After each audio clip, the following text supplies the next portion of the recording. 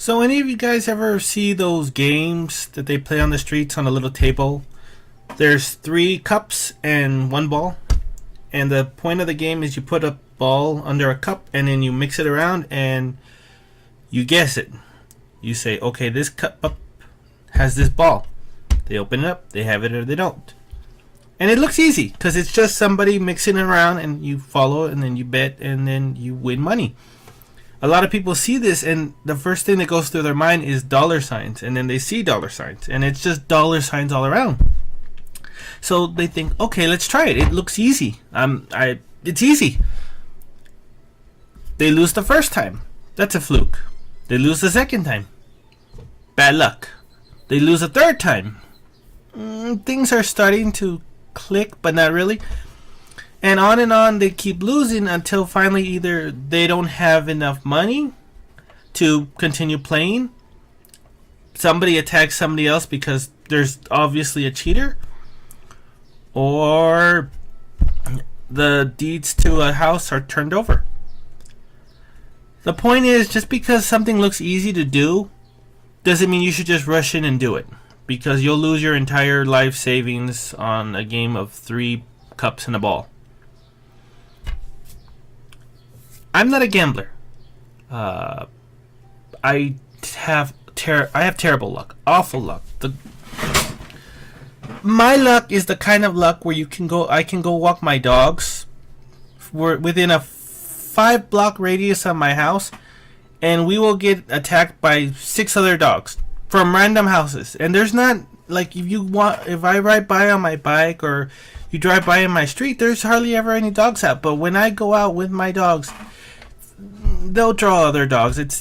Or we'll just happen to find some kid on the street screaming, talking about cutting off heads. Just no, I don't take risk.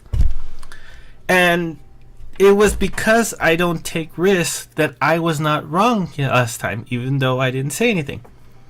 Because I thought when Luffy kind of got the impression that Buggy knew Shanks, I thought, this is going to be a huge flashback. We're just going to have a chapter, 2 chapters worth of just flashbacks, because Oda seems to like flashbacks a lot. But I didn't say anything because I wasn't 100% sure. Well, that, and I forgot to put it in the video about how sure I was that there was going to be a flashback. The point is, there was no flashbacks in this chapter, and I have not lost any credibility at all. One Piece, Chapter 18, Buggy the Clown, is where we are at right now. Again, I thought this was going to be just a one long flashback. Maybe part of several pieces of a long flashback.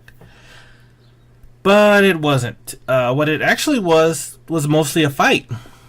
A pretty damn good fight. It was fun to watch because you get to see just how creative these people can be with their devil fruit abilities. It starts off with Buggy taunting Luffy with the information that he has that he just wouldn't give up. Even if he was gonna kill Luffy, he would never share the information just because he knew Luffy wanted to know. And so they get into a fight, and you see some cool things, like you see Buggy. He shows the knives on his boots, and he sends them flying at Luffy, and then Luffy jumps in the air, dodges it, and he, instead of being impaled by further blades, he grabs onto another building and yanks himself forward. So it was pretty cool stuff like that, because that's what people want to see, is just batshit crazy abilities, and that's what these guys had. Also, don't underestimate Buggy. That's something I realized real quickly in this chapter, because you would think he'd be kind of like, well, should I fight him? Should I not? Because he's got the devil fruit and he seems to be invulnerable against a lot of things. But Buggy even pointed out, he's like, rubber can't bounce back everything. And that's when he had the knife, and that was when he attacked. And apparently he was right, because Luffy dodged. So they're fighting, you see different techniques. One of them was when Luffy had his arm stretched out to attack Buggy. Buggy was going to cut it, but instead what Luffy did is shot himself forward, and he was going to use this thing called a scythe, and just take off Buggy's head, but Buggy did this emergency exit and he just shoots his head off, which I thought was funny. But I think the coolest technique I saw was Buggy with his hands filled with blades. He shot it at Luffy, and Luffy caught it, and then it unattached again, and it nearly took off Luffy's head. But instead, it hit the cap, so Luffy gets pissed, and Buggy is like, "So the cap's important to you?" And so there's back and forth a little bit, and then Buggy, what he ends up doing is he ends up impaling the cap with the blades, and so there's 4 new holes in the cap, and Luffy is pissed. And the whole time this is going on, you see flashbacks with Shanks and how Shanks told him, give me this cap back when you become the Pirate King. And so he rushes at Buggy, and Buggy tries to eject again, and he succeeds in ejecting, but instead of aiming for the head, Luffy just socks him right in the body. And yeah. So, while all this is going on, we have Nami watching them fight and just being amazed by how the abilities work. She even says this is like a dream. Aside from her, pretty much everybody else is knocked out. Zoro's out, Kabaji's out, the Beast Tamer's out. I think the lion's okay. I hope the lion's okay because I like animals. The funniest part in this chapter, other than Buggy's face from being, socked in the gut after saying that he was comrades with Shanks at one point, was that some of Buggy's men woke up and they were like peeking, and one of them says, "Are you, look at them go," and the other one's like, "Get down, don't get drawn into that because we will just die."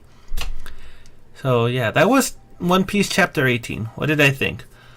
It was nice to be wrong about a flashback, because flashbacks, they are important. You can learn a lot from them, but sometimes they're frustrating because they're breaking the action. You just want to see the action, and this was good action. It was lot of skills, lot of abilities. Not a whole lot, but you get a sense of just how it's not only the devil fruit.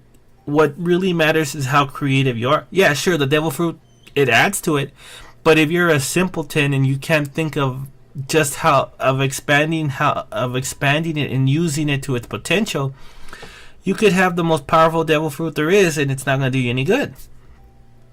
Also, last thing I want to say is, I know that maybe when I first saw it, I thought, well, this is just a fight, but this isn't just a fight. It was a pretty fun fight to watch.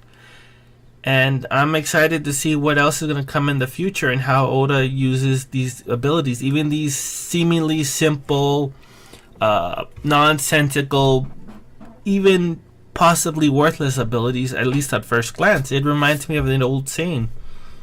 One of them, just any of the old sayings. Let's face it, most old sayings are about not judging things based on, first glances. So just pick whichever old saying you want that applies to here and fill in the gaps.